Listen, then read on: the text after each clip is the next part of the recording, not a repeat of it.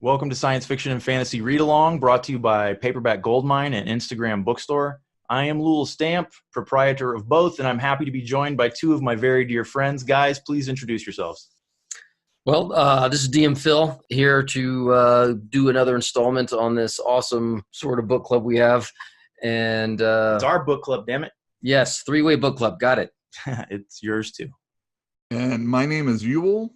I'm just here for the ride. Oh, really? Just Yeah. for the ride along, huh? Like we're cops or Oh, I'm something? sorry. I meant the read along. There you go. There you go. I'm just here for the read. Yeah.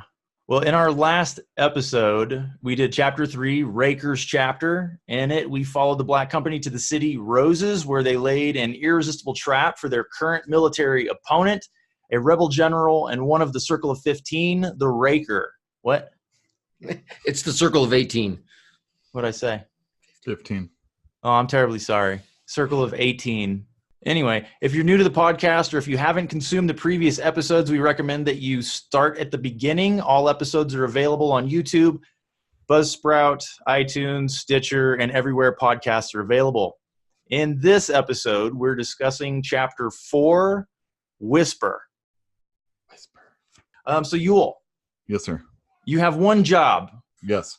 Please tell us, without spoilers, What my job is? who the characters are. My job is to tell you what new characters pop up into the book. And at the end of this episode, I'll tell you if anybody has died that we have met along the way. So everybody in the Black Company that's in this chapter, we obviously have your captain. We have your lieutenant. We have Elmo. We have Croaker, the person who's narrating the whole book. We have new characters in Carp and Match. Candy is in this book.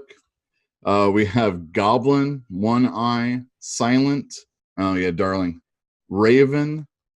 Of those who are taken in this chapter, we have Soulcatcher. We have the Limper. And we also have Shapeshifter.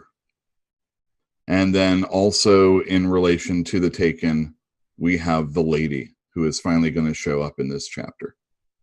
And from the Circle of 18, we have the title character Whisper. She is also in this chapter and is a main character, obviously. Thank you.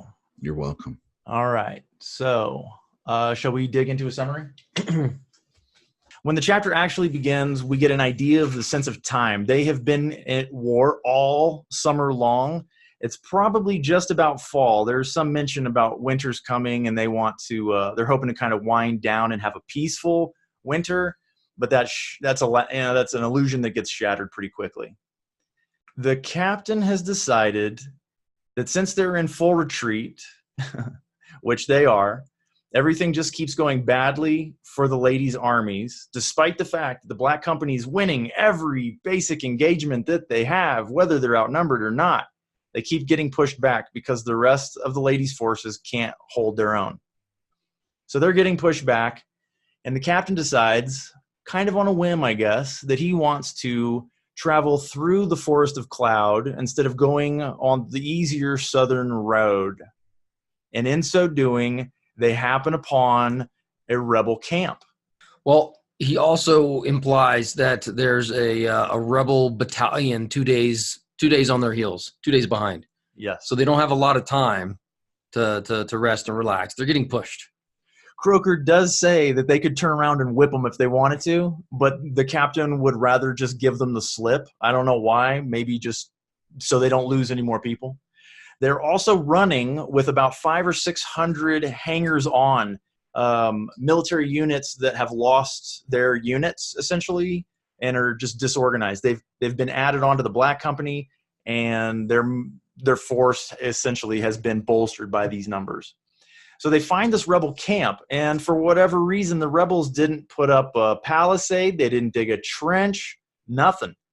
So the Black Company surrounds them, and before the light really gets up one morning, they run into that camp and they kill just about everybody.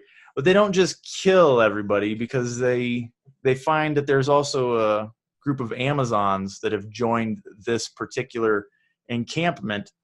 So one of the things that we wanted to talk about in this chapter was just how black the Black Company really is.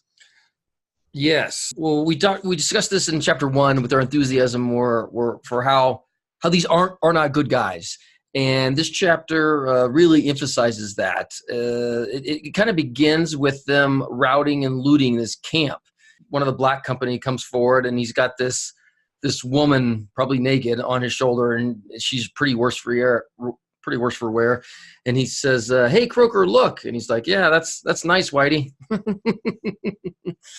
And it goes on and on to describe these things, and you hear the screams of them like torturing some of their captives, and they're burning these buildings, and they're playing. They're having a great time because they just beat this. It was a training camp. These were barely even soldiers yet, so they whipped them pretty good. The captain remarks that they're barbarians, and Croker, thinks internally that the only thing holding these bad men together is just the force of a couple of semi-decent human beings that condone it. And he means the captain and the lieutenant and Raven. But it also comes out here that Raven reads his stories, and what he calls them sugar and spice, because they ignore all of the things that the black company does, the nitty-gritty ugly stuff. And I think that's an important thing to mention at this point, is because Croker says that he doesn't like talking ill of his brothers.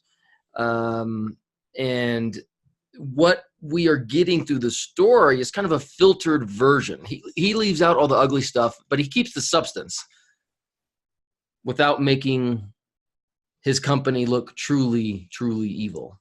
Barbaric. Yes, barbaric. Well, the captain calls them barbaric. And he does record it. He does record it. So, I mean, it is in there, but at the same time, you're right. He does sugarcoat it a bit. That's one of those things where you're not sure if you can always rely on the narrator of the book because of things like that. Yeah. But of course, we're going to have a moment in the story later on where he's going to question Raven no alluding to the future. Okay, very good. All right. So this is a very dark moment in the chapter. We're seeing some pretty atrocious activity going on, as has been mentioned, but it's also worth mentioning that Raven, while strolling through all of this activity, stops these people who are taking pleasure in torture. He won't let them do that. He was referred to as one of the good men, essentially, the men of conscience, and he's akin to the captain. Well, Raven just has a different technique for doing things. If he has no trouble whatsoever killing somebody outright, no matter what the circumstances, but he does find torture a little abhorrent or a waste of time or grating on his nerves, whatever it is. He generally doesn't condone that sort of activity.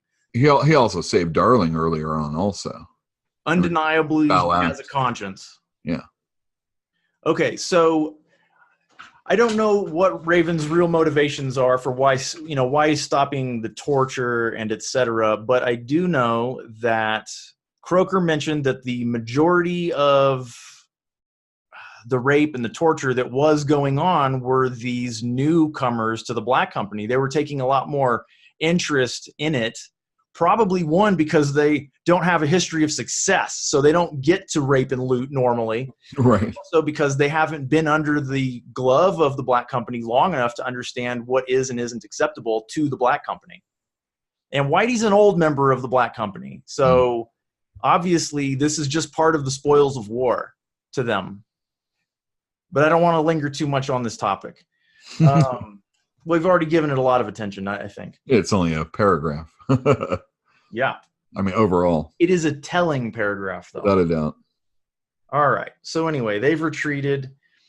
So what ended up happening was Elmo, the genius that he really is and does not get credit for, Elmo found this pile of papers and documents inside one of the tents that his underlings had been piling up to start a bonfire because they're going to burn everything here so that the enemy doesn't have any resources left.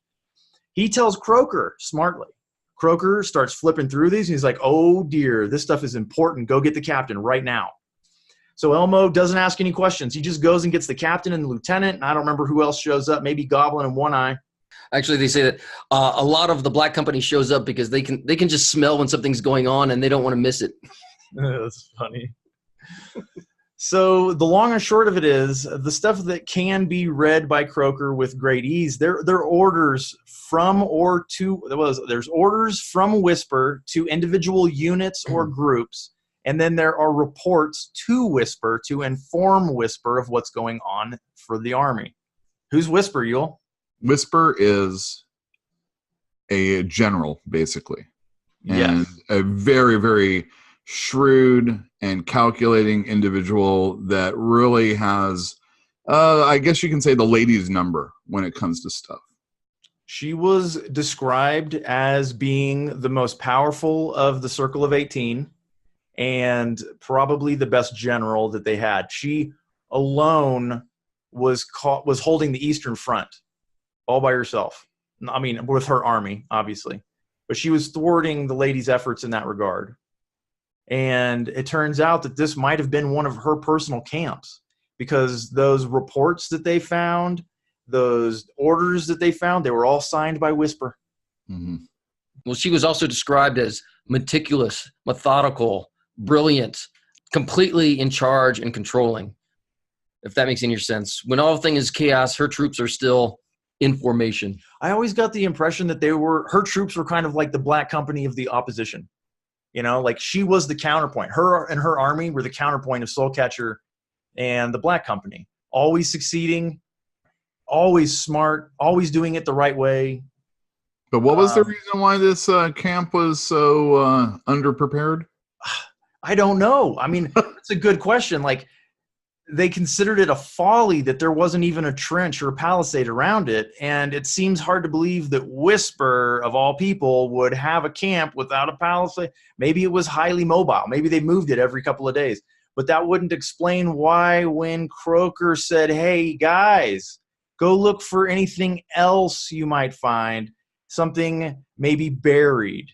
And so two of the wizards decide, okay, Elmo, let's go look. And they find buried treasure, more stuff, more documents, old documents, stuff that Croker can't read even. At that moment when Croker says, hey, Elmo, take these wizards and go see if you can find anything else, Goblin is asked by the captain to get in touch with Soulcatcher to tell Soulcatcher what they found. Soulcatcher is not alone in that moment. Soulcatcher is in Charm, in the tower, talking to the lady at that very moment. And that is Goblin's first real encounter with the lady. He's the first one of the Black Company to face her. And he is, he's a whimpering puppy before all is said and done, and is unwilling to talk about what he's experienced. So they pass word to Soulcatcher that they found some very interesting stuff. And Soulcatcher says, get out of there now. So they kill everybody, and they depart hastily. Yes? Yes. And there's so much paper and so much notes and all these other battle plans that they literally have to get a wagon to haul it all away. I mean, if you're this is such a major coup for the Black Company, for Soulcatcher, for the lady, to find all these battle plans of their most difficult enemy. Gifted. She's absolutely gifted. So, can't understate how awesome, what an overturn. I mean, it completely changes the course of the war in a sense. Certainly, it undermines overwhelmingly almost all of Whisper's battle plans on a dime. Yep. And as they're driving along on the wagon, Croker opens up these oil-skinned packets that were buried behind some building.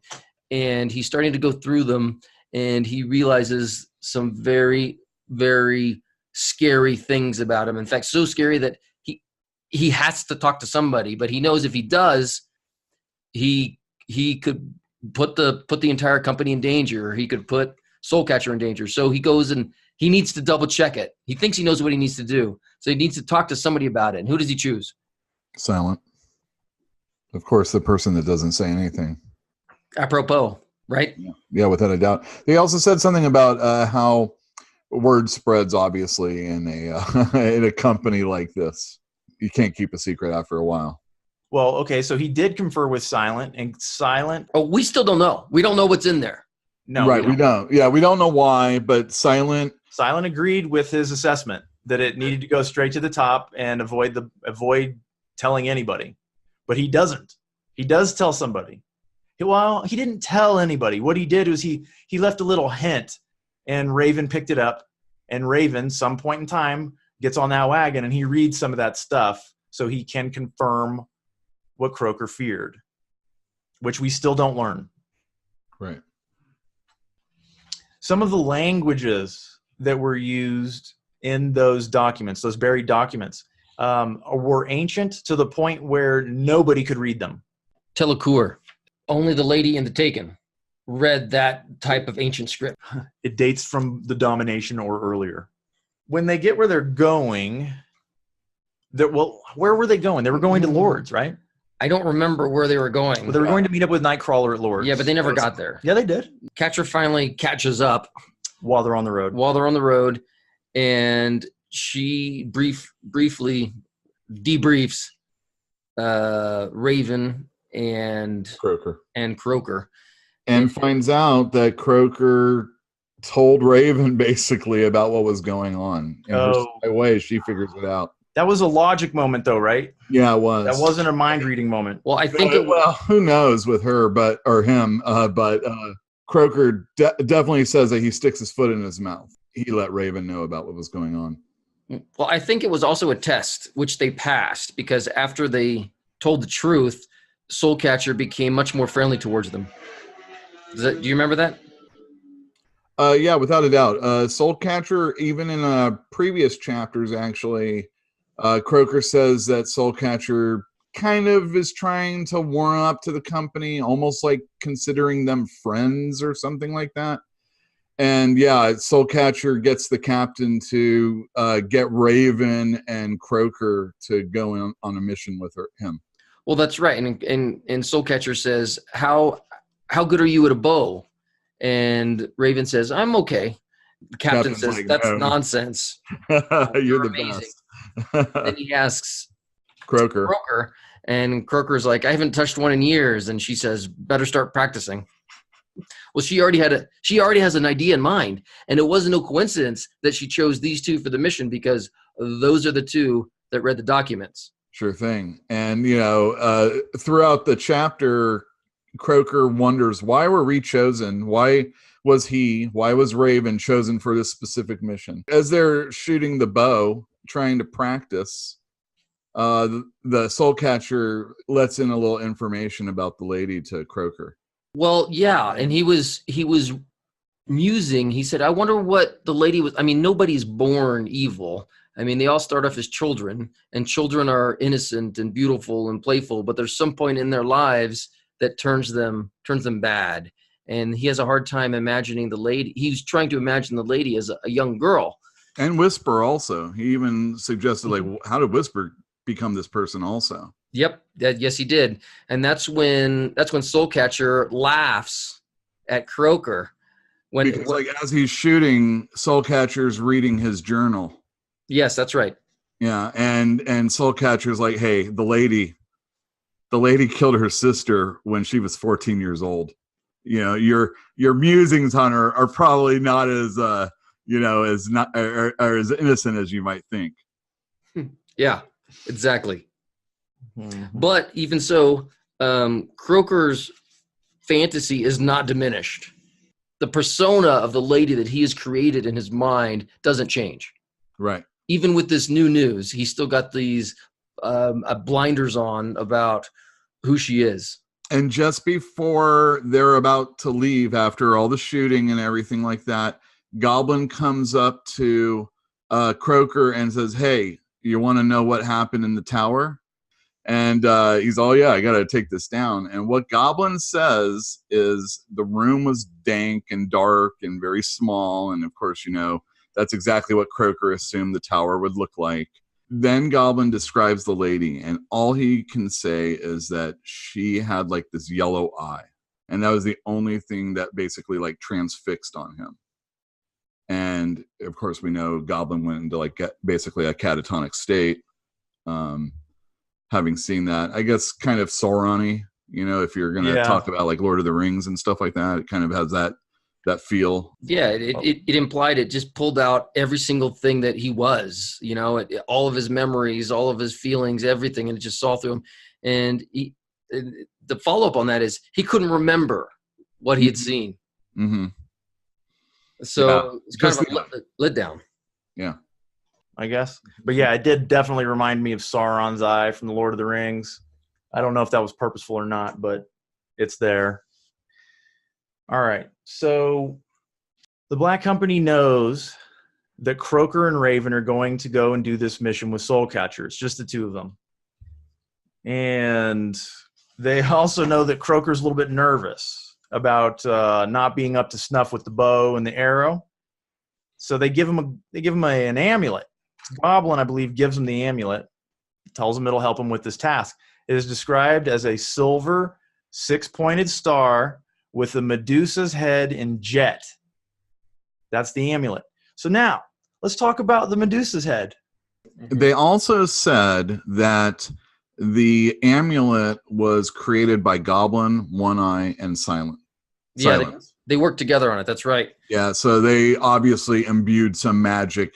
I'm assuming to help him with his archery, since that's what he thinks. I mean, it seemed like that was an obvious thing. It is called a Gorgonian, and it is from classical antiquity. It is the head of a Medusa on an amulet, and it is supposed to protect the wearer from evil magic. Well done. Nevertheless, that is the amulet that he was given. Mm-hmm. All right, so let's get back on track. Where were we? Well, it was right before they leave on their mission, and the Croaker was really worked up, and he has a duty. Once per month, he reads from the annals, from the histories of the Black Company. He reads to the entire company, and he does it once per month. And he obviously didn't want to do it on the night before this life and death mission. But the captain told him, he said, why do I need to, or Croaker said, why do I need to do it? And he said, because I told you to. Yeah. So it's a 3 centuries old tradition. Woo, what was the name of the guy? He said it was hell on letters. He was like a terrible writer. Straw, yeah. But this is where the historian part comes in important, because he doesn't just tell the histories. I mean, he uses gestures, and he's drama, and he uses build-up, and he does all this to inspire the company and let them know that they are important. Well, they're also part of something larger. It's providing that same service that religion does. You know, it's like you're part of something big and important. You're part of us. And they're doing this partly because they have 600 new hangers on. Mm-hmm. I mean, they've taken in new members. That's true. But they say this goes back to the 2nd century of the Black Company, and they don't give a context for what century they're in now. But the 2nd century of the Black Company, when they're they're in service to the pain god, whatever that it means. The company was 6,000 strong at the time. He says that's when the company was really black back then. Oh yeah, I can't imagine it worse than now. What? And yeah, exactly. But and after this, I mean, it took him like 3 hours. I think he said it took him 3 hours to read from this chapter, and that's like you're like a one-man monologue actor and storyteller and historian, and it's very exhausting for him. And he goes back to his room on the night of his mission. He's completely exhausted, and Raven is there. And he said, thank you, Croaker. This is the first time I've felt anything since I murdered my wife. Yeah. He gives us the most direct information in that moment than he does throughout the entire book, I believe. He says, you made me feel something for the first time since my wife and her lovers tried to murder me and steal my rights and titles. And thanks, Croaker. For a while, I felt human again, and he stalked out. And the Black Company really appreciated what he had to say also. I think they love it. They love it when he does this. It's entertainment for them. All right, so let me ask you guys this, since you don't think that they made it. When he says, hey, it's time to go, Croaker, and they leave town, what town do they leave?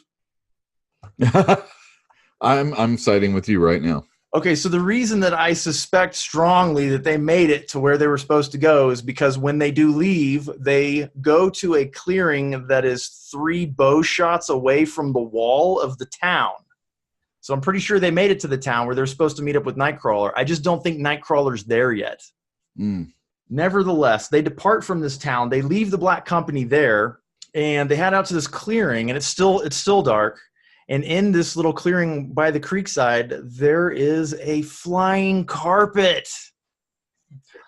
A flying carpet on a huge box spring bed or a pallet, something. They describe it as a rickety wooden structure, and the carpet is on top of that. Right. There's a frame. Like if you were to make one of these things, like if you were to make a carpet, you would build this frame around it, and then you would weave it inside this frame, right? And it still has its frame.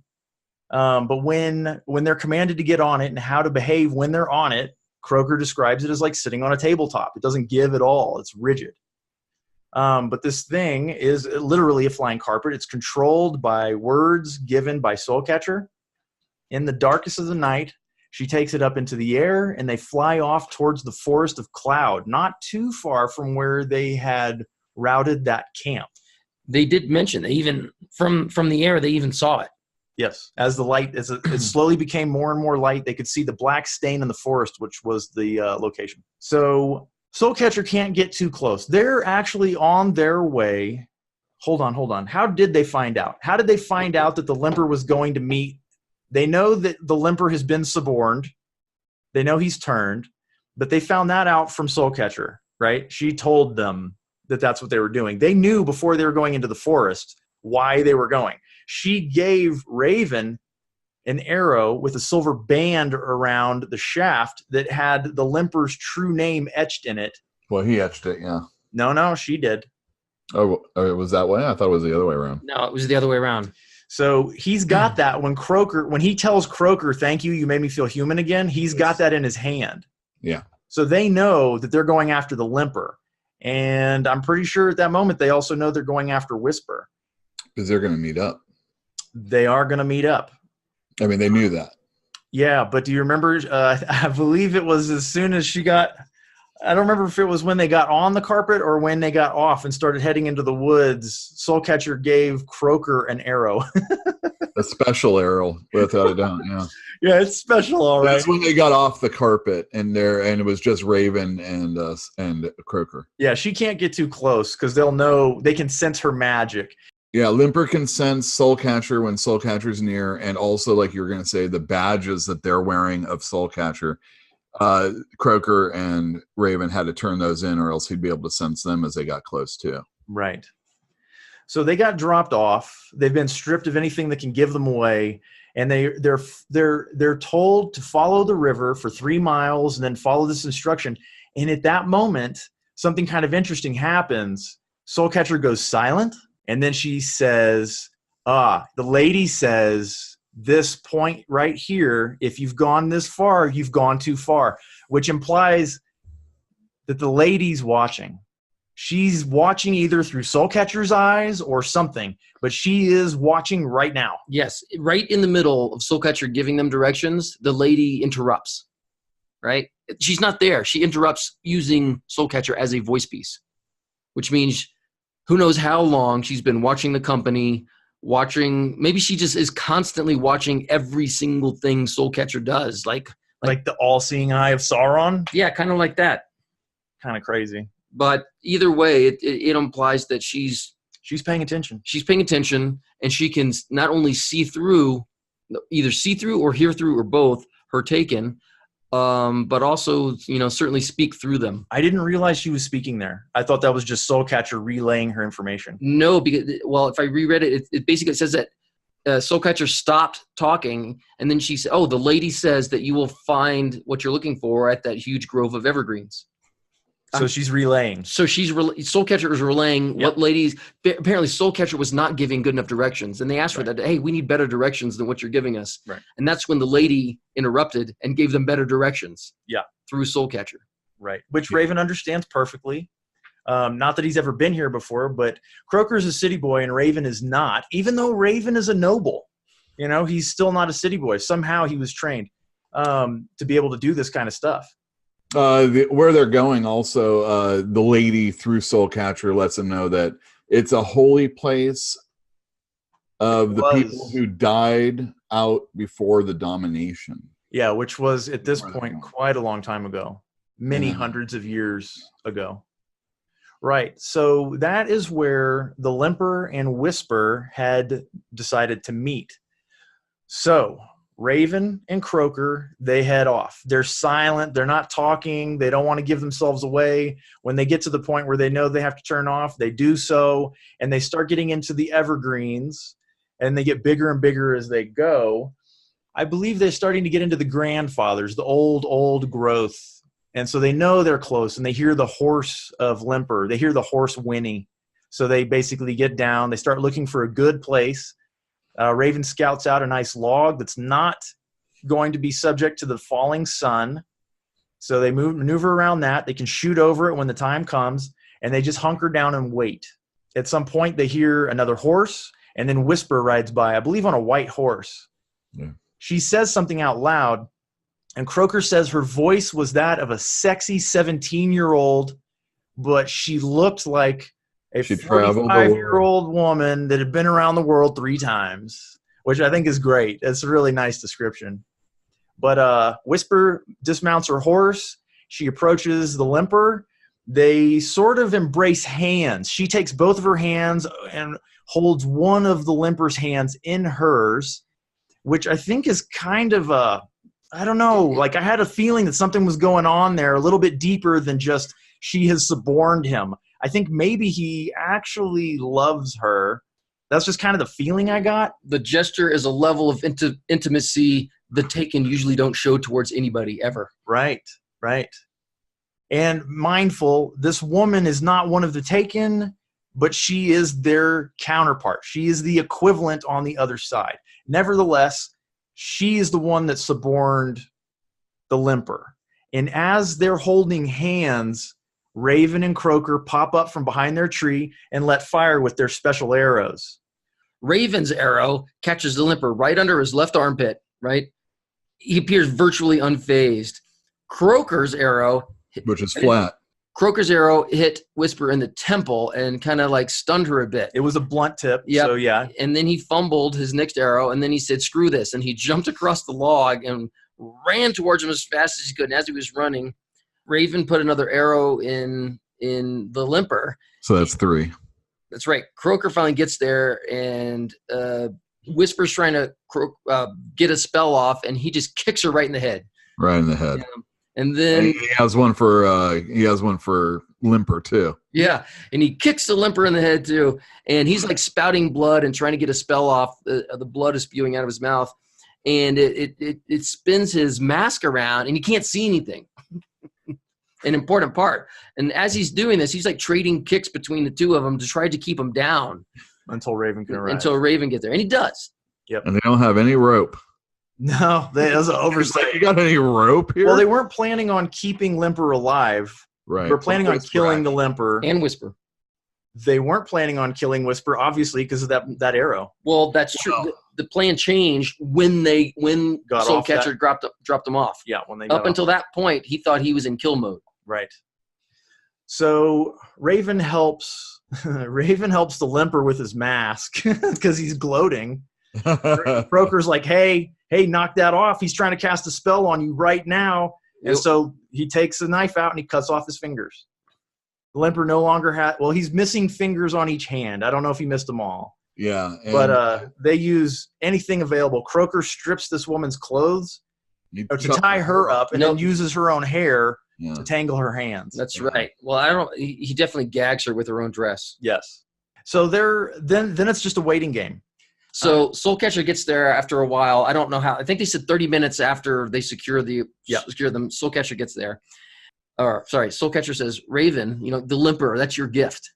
We're giving you the Limper. And he thinks about it, and he's been torturing him for a long time. And that's when Raven passes up the honor. He said, this is too big for me. Well, he just said no. Yeah, he just said no. And so Soulcatcher thought about it, because Soulcatcher hates the Limper too. And she said, no, I'm not going to do it either.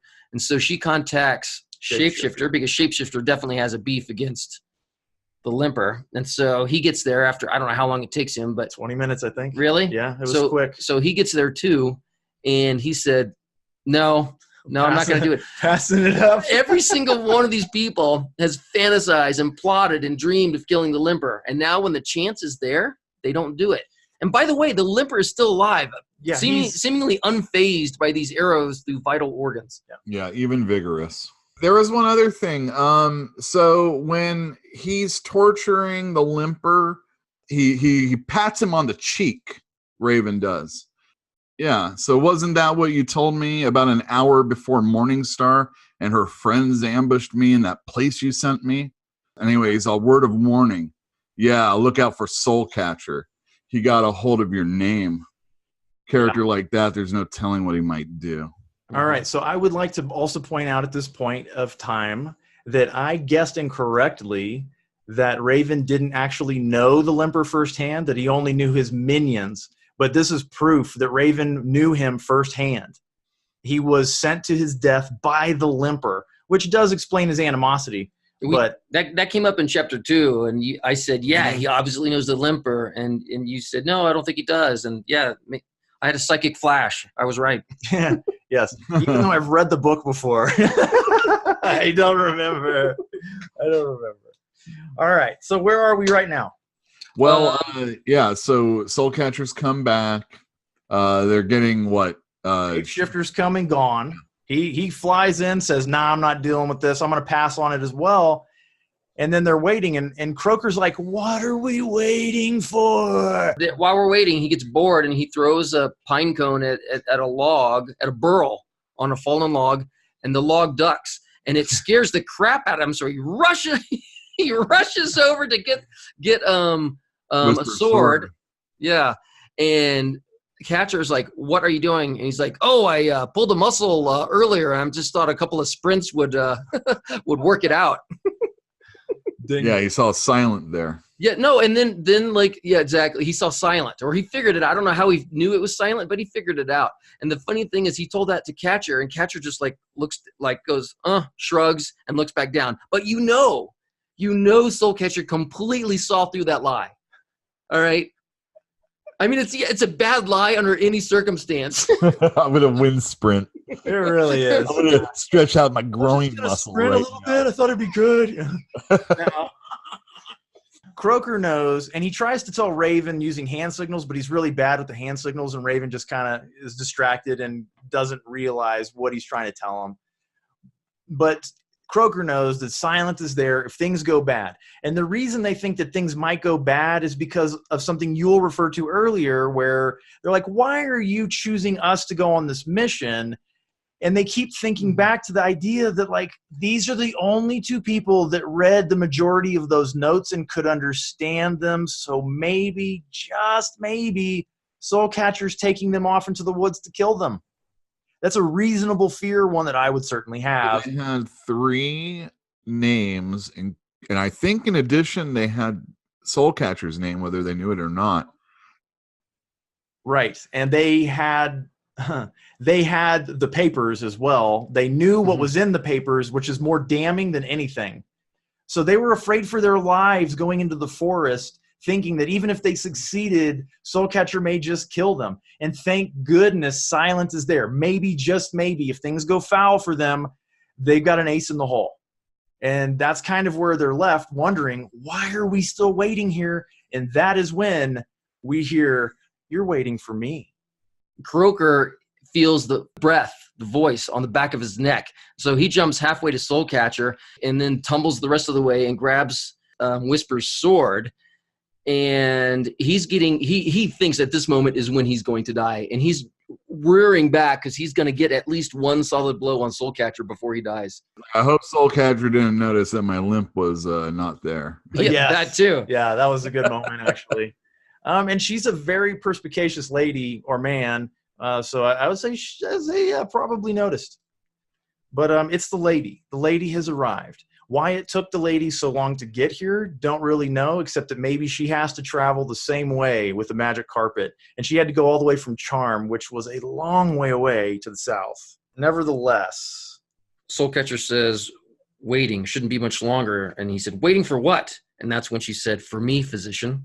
So she knows him, right? She already knows him. Oh, well, do you recall earlier in the chapter, Soulcatcher told him that you've gotten the lady's attention. She's curious about you. Oh, yeah. And he's like, huh, I wonder if that's a bad thing. Mm-hmm. She also, and if you go back all the way to chapter 3, when she said, "Do yourself a favor, never attract the lady's attention." She did. She warned him. And he knew. He went straight pale when that happened, and then Soulcatcher's even making fun of Croaker, like, "Oh, you've gone pale." Yeah, that's when he was shooting arrows, and the first time he stepped up to shoot arrows, he hit the mark. And he's all, "How about that?" And that's when Soulcatcher let her know, "Oh, you're catching the lady's eye." And then he, of course, he goes pale, and then he misses all his shots. Right. Funny stuff, all told. But now Croaker and Raven are faced with the lady. And despite the fact that she's present and right there, they can't really see her. The light is too powerful. The light, it's blinding. It's a glare. After it recedes a little bit, Croaker is able to discern that there is a female form inside the light, but that's really all he ever gets that he can recall to retell. But the lady's not really interested in them in the first moments that she arrives. She wants to have a conversation with old Limper. And she lets him know that he served her well for a brief period of time. And even when he was betraying her, that was more beneficial than his help. And that she's going to prolong his existence forever. She offers to Raven, this is your gift. I'm rewarding you for good service. You may kill him right now. And he says no. And she says, well, it's too bad for you because that was your one chance for a brief, a coup de grace, essentially, right? That was a mercy killing in the making that was just passed on because I'm going to take my sweet time with you. So he gets up. He just busts the bonds that are holding him and he tries to run for it. She yells into the sky and these snakes of white lightning come out of the night and penetrate him and just enter him in every orifice and through his skin and then come rupturing out through his body. And he's completely in agony, but he's still vigorous and very much alive. So she wraps him in a gossamer cobweb and a dragonfly, strangely, huge dragonfly comes out of the night, picks him up and flies off back to Charm, where she will take her sweet time with him. She said he will provide entertainment for years. Lucky guy. Yeah, it wrapped him up in a cocoon and flew off. And yeah, he'd be tortured for years. Anyway, so then she turns her attention, the lady does, back to Croaker. She touches his hand. Mm. And it doesn't sound like, she brushes his hand. It's not anything other than just touching it. But he says... Here it is. He says... go for it. Her fingers burned me like the first sexual touch of my first lover, remembering that racing, stunning, raging instant of excitement. And then she says, your reward comes later. So now I get it. He's like a puppy dog, and she knows that, right? She is so infatuated with her, no matter what, exactly what he's thinking. And she's promising something later. And basically, she knows this is somebody who will never betray her because he's so infatuated.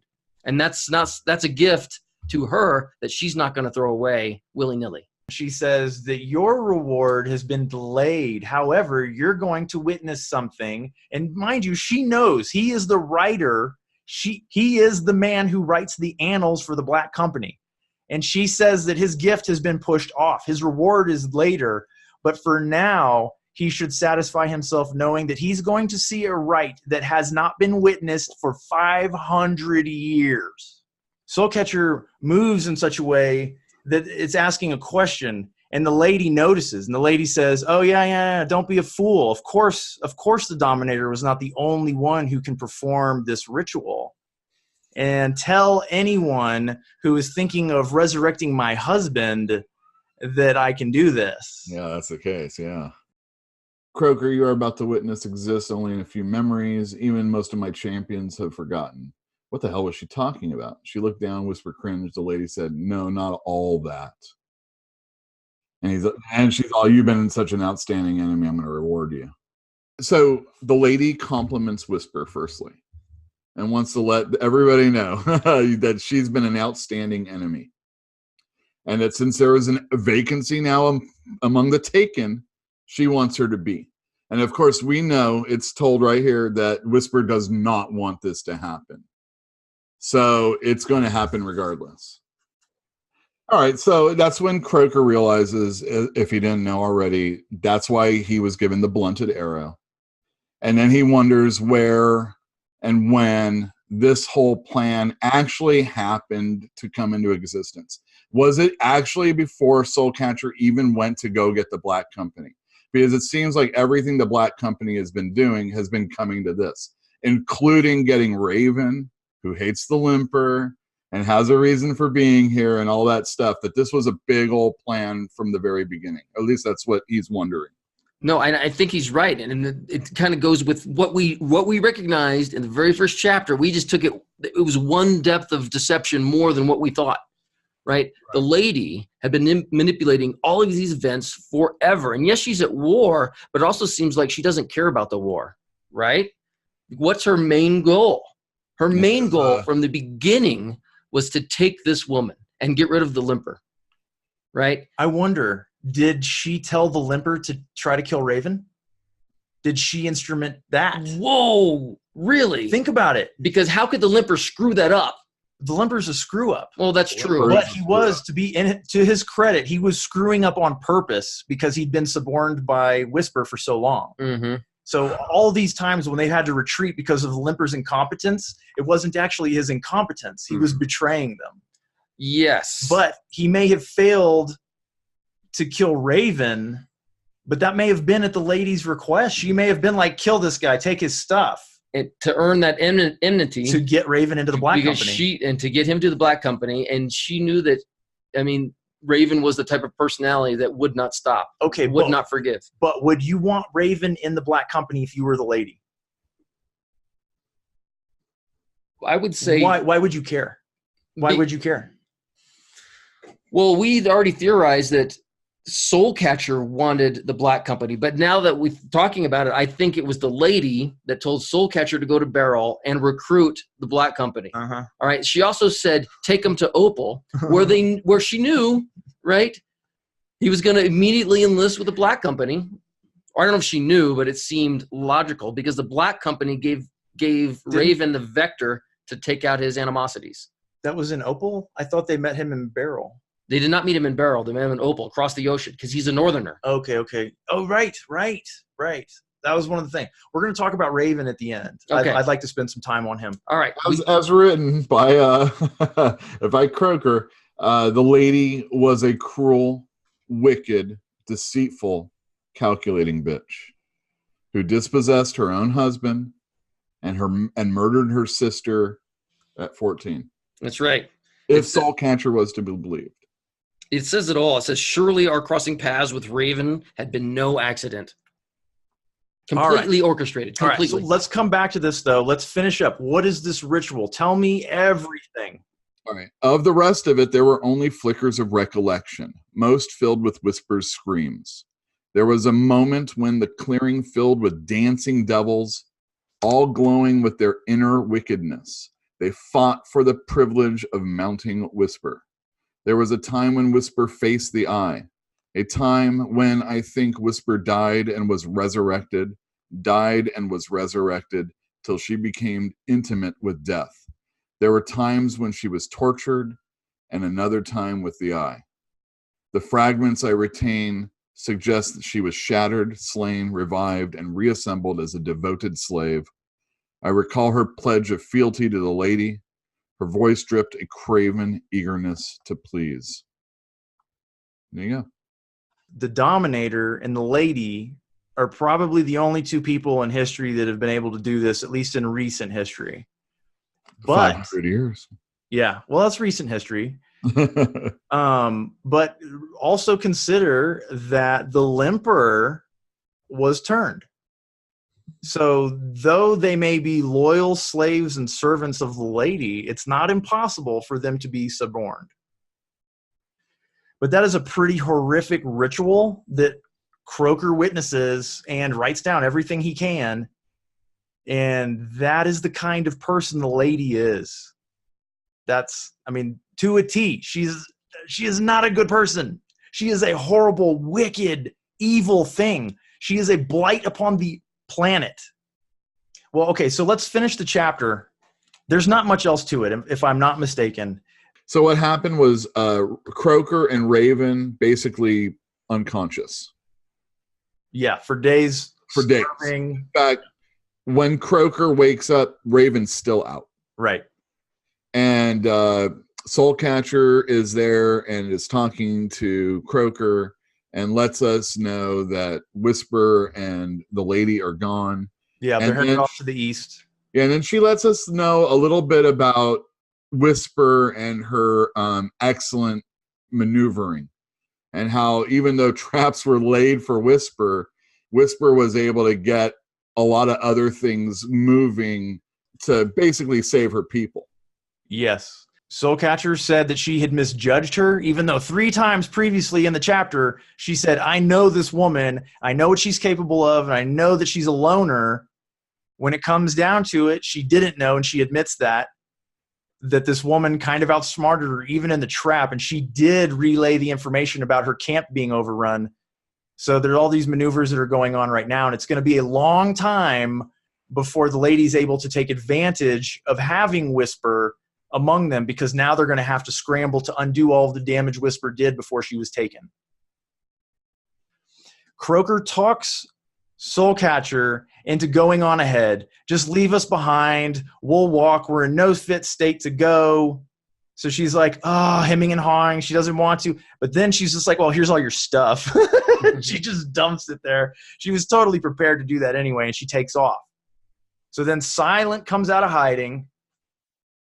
Croaker's like, hey, what did you see? Did you see this? And he's like, I don't remember a thing. But he doesn't say that, obviously, because he can't talk. But so they get on their horses after Raven's up. They get them a little bit fed and watered, and they take their horses and they ride back to, what's the name of the town? Lords. They ride back to Lords. But Lords is being sieged by Harden, so they can't get in the city. So they basically stay on the outside of the city, and they pick up any strays that might have been doing the same thing that they were, outriders and et cetera, people who had lost their commands and et cetera. So that Raven's whipping them up into shape to be a fighting force of their own right, and they're waiting to be able to get into the city or to meet up with the Black Company as they have to flee Lords either way. And that's pretty much where the chapter ends. Am I correct? Okay, so now let's talk about some interesting stuff that we found inside the chapter. Notably, we just described the lady as a horrible, vile creature that needs to be wiped off the face of the planet, right? Okay, so what is it that Croaker's afraid of? What did you say, Yule? That Croaker's in love with.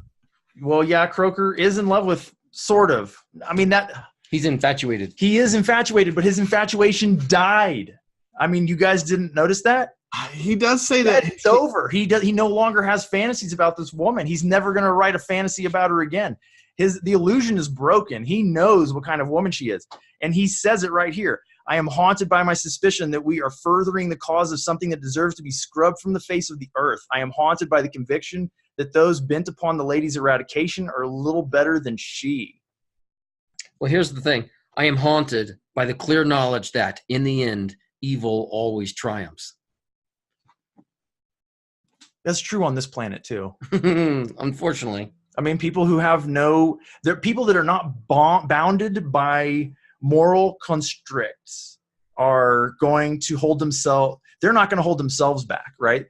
If their motivation is money or power, greed, whatever have you, and they have no compunction to tell them not to do these things, they're going to go ahead and do them. Whereas people who are like, oh no, it's not the right thing to do, they hold themselves back, right? In that sense, nobody's holding the lady back. Nobody. There are people who are opposing her, but what's holding them back? Whisper was described as despicable, right? As bad as the lady. Yeah, but I mean, we've got the Black Company raping people. I mean, those are our heroes of the story. No, I get that. I mean, everybody's freaking evil in this thing. Right from the beginning of the chapter, Whitey's like, hey, look what I got, Croaker. And he's okay with it. Well, I think he realizes, we don't want them doing it in the city. I think there's no, he's not okay with it. He just knows he can't control it. Croaker doesn't go around raping people. Neither does the captain. Neither does the lieutenant. Neither does Elmo. Neither does Raven. None of them do. And Raven's got this 10-year-old girl in tow who is watching those women get raped. Right? Right. And no, they're not participating. The people who are in charge of the Black Company are better than that. There's a great little scene where he's getting that information to Raven, I think it is. And Darling is riding a donkey. And so Croker's like running in front of the donkey and trying to like slyly give this information to Raven. And the donkey's like nipping at him. And he's like, I'm going to make donkey soup soon if it keeps it up. And it's like right, and Darling gets a little laugh out of it. Well, yeah, it bites him, and she thinks it's hilarious. And he's like, I can't begrudge her that, because she smiles so rarely. It's like the only time, yeah. Yeah. All right, so let's talk about Raven a little bit. Raven. Okay, so Raven was what Croker asked him at one point, hey, trying to suss out, do you read the old languages? And he says, yeah, sure, it's part of the classical education, right? Yeah. So we get a little bit of that. And then, go on. Well, that's true. We learn about his wife and her lovers when he tells Croker, yes, exactly what happened. And we also learn about he had a personal relationship with the limper. They said buddy, right? Yeah. Buddy. Hey, buddy. Mm-hmm. Hey, look out for this thing or that thing, buddy. The limper was warning him directly. Yeah. I mean, warning. I know, but okay. So if we look at the whole chapter as a let's talk about Raven chapter. He has been dead inside since we met him in chapter 2. He has a few moments with Croker anytime he's hanging out with Darling. Yeah. Okay. True. But he evolved. He cut loose. He did whatever. Who knows why? But maybe it's just healing and time. But when Croker read him the histories of the Black Company, he felt inspired again. He felt alive again. And I connected. They connected. That's right. And there might have been two things going on there. One, time heals all wounds, and maybe he's getting over it. But the other thing is he probably thought there was a really good chance he would die the next day. So maybe he was just cutting loose and trying to reconnect with his humanity. And I think after they kill the limper, or the limper's getting killed, or some version of that, at the Grove, Croker, he's kind of like not Croker. Raven is inside himself and in his own musings, and it's because he's had nothing in his life but like hatred and vengeance and emptiness, except maybe Darling, which is maybe his thread on humanity. I don't know. And that's when Croker muses that, hatred can't sustain you forever. Right. So I don't know if this is part of his recovery process, or he's coping, or PTSD, or he's putting it behind him. He's evolving right now. His character has evolved based on the circumstances of this chapter.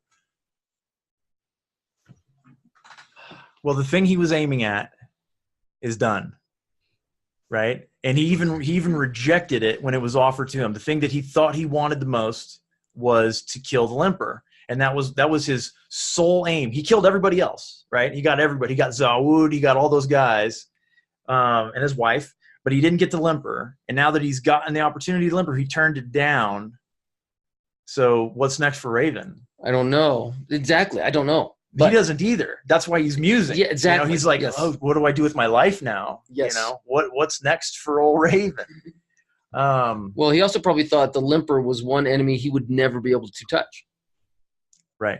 Right. Well, it's also very clear that even when he could touch him, he couldn't kill him. He shot that arrow right under his arm. Like, do you guys remember that the limper bled? Do you remember? In his mouth, yeah. He was bleeding out of his mouth. Yeah. Maybe he's not undead. He's not undead. I've been going with the impression that he's undead the whole time because his face is like a zombie. Well, yeah, that's true. He has the pallid mask of death, but I get the he also limps. He can be hurt, and it can. His leg is ruined. Right. Described as like it's a ruined leg. But I really let's just describe magic users right now, wizards. Being able to use magic apparently just like extends life for all wizards, so it seems, right? One eye. They don't talk about how old a lot of these people are, but you get the impression that if you can use magic, it somehow sustains your tissues. I don't know, and I think that may be part of it. Is the limper is part dead, part living, and maybe magic itself sustains him because no living person could endure those wounds. And even after he had the arrows in him, it said his vitality was still fine. Yeah, he seemed indifferent or unaffected by him. Healing factor. Yeah, maybe. I don't know. I can't. It is hard to say. I don't understand how they can endure those wounds without dying. So clearly, they're not like normal people. And there seems to be a lot of magic going around also. I mean, it's just the people in the Black Company that don't seem to. I mean, obviously we have the three. Yeah, they got three wizards, man. They got three really good wizards, but everybody else has a lot of wizards. Or okay, so what? Can just shoot stuff out. Yeah. This is a good opportunity, I think, to transition into that amulet. Ah, the amulet. Because those three wizards, Silent, One Eye, and Goblin, they all worked on this amulet together, and they gave it to Croker, explaining to him essentially that it would help him with his jangly nerves, help calm him down, and he even tried it out, and it seemed to work. Right? He's like, oh, but that's obviously placebo effect because that was not what it was for. So what was it for, Yul? It was to track him, obviously. Obviously. That's how Silent found him. Silent was already on his way on horseback in the rough direction where the captain had kind of sussed out where that meeting was going to take place. And then once he was close enough, he could use the medallion to actually track their physical location. So that's what it was for. It had nothing to do with, well, it may have had something to do with protection, but it was also used to track them down. Ultimately, the Black Company sticks together, and it's like, it's just like you said, it's like an ace in the hole. Yeah. Right. Well, that was another example of secrets moving around in the Black Company and being found out. Even though they weren't supposed to know, it was known. Well, I think it also suggests that the captain doesn't trust Soulcatcher entirely. Oh, yeah, maybe so. If you trusted Soulcatcher to return your guys after this was all said and done, and that was enough firepower for the job at hand, you wouldn't bother telling One Eye, Goblin, and Silent to get a medallion so you can track them. Mm-hmm. You would just trust. So he clearly does not trust. Not entirely. Well, I just think that the Black Company survives very well because they cover their bets. Guile. And guile. Would you trust Soulcatcher? Yeah. Would you? I don't think Soulcatcher wants to be trusted. Soulcatcher is my favorite. Soulcatcher seems kind of human. No, you're right. Well, like there's several parts of that indicate she still has nobility of character somewhere in her being. Like after the lady takes Whisper and Croker is just trying to come conscious, she brings him a canteen and gives him water. And don't forget the times when Soulcatcher helped with the cart that fell apart. Yeah, pushing the cart out of the mud. No, that was all. It's certain things that made Soulcatcher look a little fallible or more human-like, falling down. Well, definitely human. Well, it's funny you should mention making her look human-like, and they bring that up in this chapter. Croker was thinking, he said, the deal sounded no better to me. I stared at Soulcatcher and debated with myself for about 2 seconds before I let fear push me in Raven's wake. My last glimpse of Catcher was of a weary person slumped in unhappiness. I guess it's hard for them to live with their reputations. We all want people to like us. Ugh. And I think that is an important part, that she's still human enough that she cares what people thinks, right? Well, unlike the limper. Right. Who didn't give a No. But he's not the only one. There's people in the Black Company. He said Silent doesn't care either.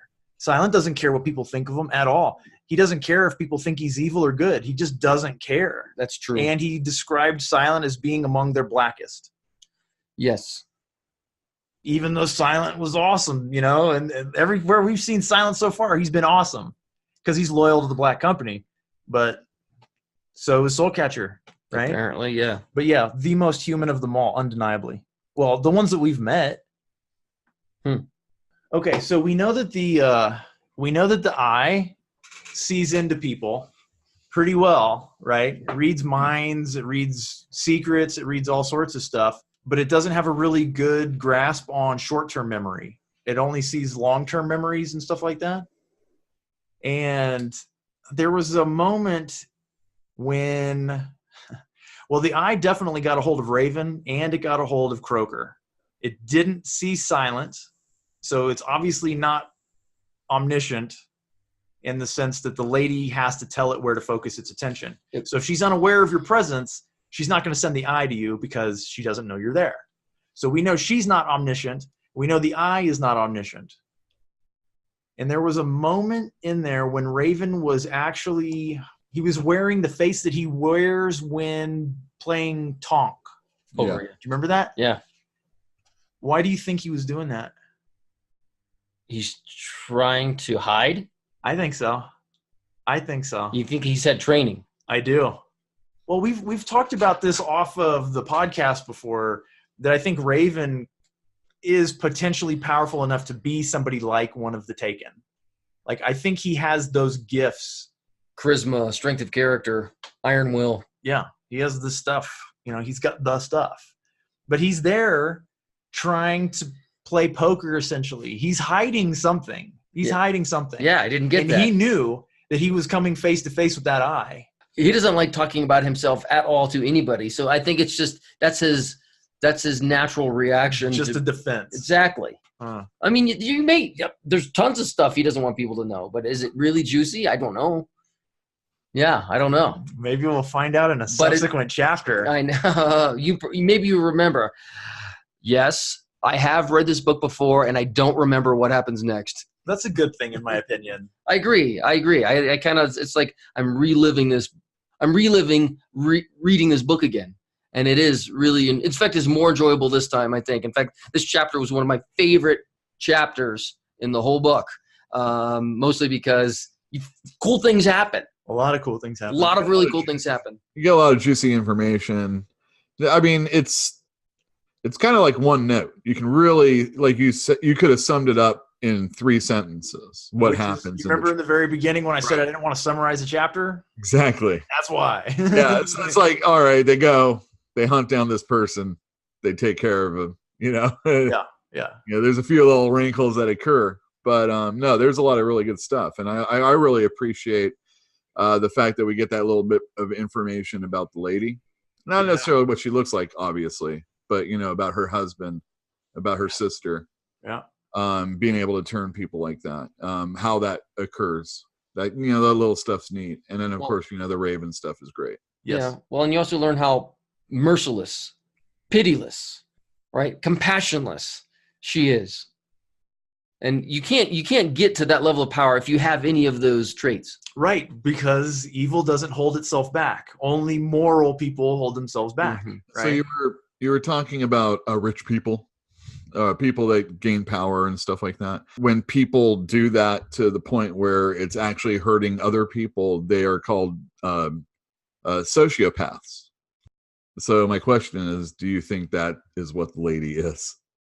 She's using the limper. She doesn't care if he's betraying her or not. It's helping her regardless. Yeah. If maybe the limper was actually working towards making sure that Whisper became the new limper, you know, they're taking his place. Huh. She doesn't care about any, I mean, or she does, I don't know, you know. We have seen where she's just used, I mean, if she meant to have all this stuff happen from the very beginning, she's just using people. All right. The reason I don't think that she's a sociopath or a psychopath is because sociopaths and psychopaths are not interesting characters. Okay. And I think Glenn Cook is smart enough to know that it is a boring character. There has to be, ignoring the fact that I've read this entire series before, there has to be a motivation for the character. And when we're dealing with an entire cast of characters that are blackguards, everybody in this book on some level is relatively speaking evil, right? It's a spectrum of evil, and she's at the top. Right. And right below her, the 10 and the circle of 18, and then you got your normal people. And you're black. If she is just a sociopath, there's no conflict in her character, right? Well, But she is the conflict. when we get into later chapters in books, I don't remember exactly where, but it becomes apparent that she is not a black and white character either. Like, I don't want to talk about this now. No, Like, it's just not appropriate for this chapter. Yeah, we should not talk. We should not foreshadow. I don't believe for a minute that she's a sociopath, though. All right. Mostly because it's boring, you know? Yeah. Like, You think maybe like in 1984 it might not have been. That's dude, it's so hard to believe. This book, what day is today? 29th? yeah. 25th. Yeah. Okay, 25th. 1 week from now, this book is 35 years old. Wow. Came out in May 1984. Yeah. 35 years ago. Isn't that amazing? It is amazing. I think it's amazing. Right. Like we meant to make this happen this way. Right. So let's go back to my theory about the lady has, like, if you analyze everything we know about her, it's like she doesn't care what the Taken do. She doesn't really seem to care how the war is going. And now we have this kind of this speculation by Croker that she has orchestrated everything here, and her goal was to get Whisper. That was the whole point of this. She orchestrated everything because her goal was to get Whisper. And if conquest isn't her real goal, if Whisper was her real goal, I mean, then what? Do you think that was her real goal? Well, I think so. Yes. I mean, Why? We don't know what all's going on in the well, whole that's wide. true. Somebody this smart has many plans. That's the kick right there, I think. Somebody this smart has so many plans. I think she Stratagems. Well, I mean, how smart is Soulcatcher? Soulcatcher is obviously she's like a logarithmic step above everybody around her, Yes. right? Even other Taken, she's just smarter than them. And the lady is smarter than her. You're right. She probably has multiple stratagems. So is Whisper. Yeah, Whisper is considered a genius. I'd say on par with Soulcatcher, yes. Well, okay, so Probably Soulcatcher, better. maybe. Because we already know that Soulcatcher has given in and said, I didn't know this lady like I thought I did. She outmaneuvered us. And on top of it, the other thing that's really great for the lady is that they've now taken away one of the Circle of 18. Yeah, Circle of 17. They've already gotten rid of the other guy earlier. And now Limper's gone. You don't have anybody backstabbing you in that regard. And then you have a really good tactician in your ranks now. Right. Right. So how about this? Two. That intimately knows the Circle of 18. Yeah. So it could be just a huge stratagem to remove that capital piece off the board. No, not remove it from the board. Make it switch sides. Right. Yeah. And unfortunately, like we've said, she's going to have to go and deal with stuff in the north, if I remember correctly. I thought it was the east. She was going to whatever. She had been fighting in the east, and I think she's got to go and undo all the damage that she did before she left. Yeah, I think that's what it is. You're right. Yeah. And then Hardin was taking advantage of the fact that she had outsmarted Soulcatcher. Mm-hmm. But remember, it's also Soulcatcher that is the one that judged her to be a genius, right? It wasn't the lady. We don't talk to the lady. The lady doesn't give us a lot of information. It's either coming from Croker or somebody Croker knows, and that's Soulcatcher. Right. So I proposed this earlier. I accept. Now we're together. Forever. At least in our thoughts most of the time. So do you think the lady is only capable of dominating 10 people at a time? Because she got rid of the limper and she replaced that empty spot with Whisper. Is it reasonable that she can only dominate 10 people at a time? Well, hold on. Otherwise, why wouldn't it be in her best interest to dominate more everybody. and more and more people, and then she's unstoppable? She probably is limited in who she can dominate or take, but she's probably also limited by the quality of people that she's willing to take, right? And we don't really know for a fact that she got rid of the limper. Like, did she untake him?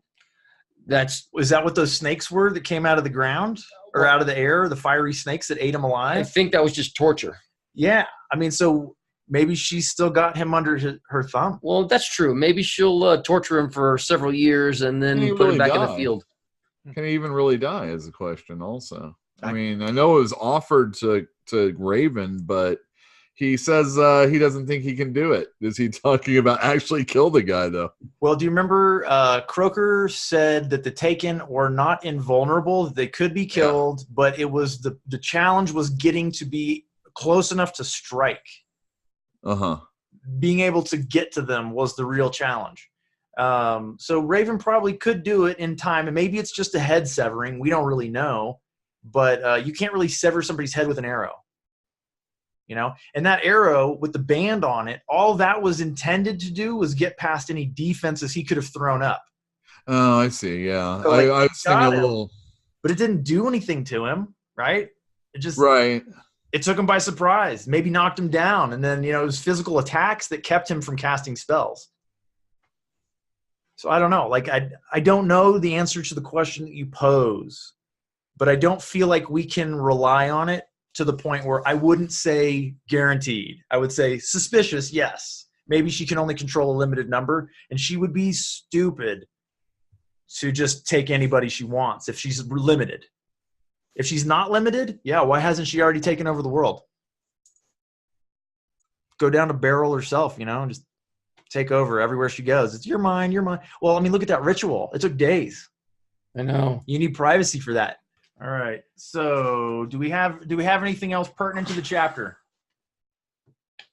Very enjoyable. I liked it a lot. I did as well. I thought it was a fantastic chapter. So Lewel, why don't you give us a list of the fallen characters, if any? The closest to a fallen character is the limper, and it doesn't seem like he dies. Not yet. Obviously, there were people within Whisper's camp that died, but nobody from the Black Company. No named characters, correct? Yeah, we were only following 3 of the Black Company in Yeah. Croker, Raven, and Silent. All right. So let's close it out, you guys. All right. Thank you for joining us for another episode of Science Fiction and Fantasy Read Along. Use the links available to follow or subscribe in order to get notifications when new posts or content go live. Keep reading, everyone, and thanks for joining us. Bye. Bye.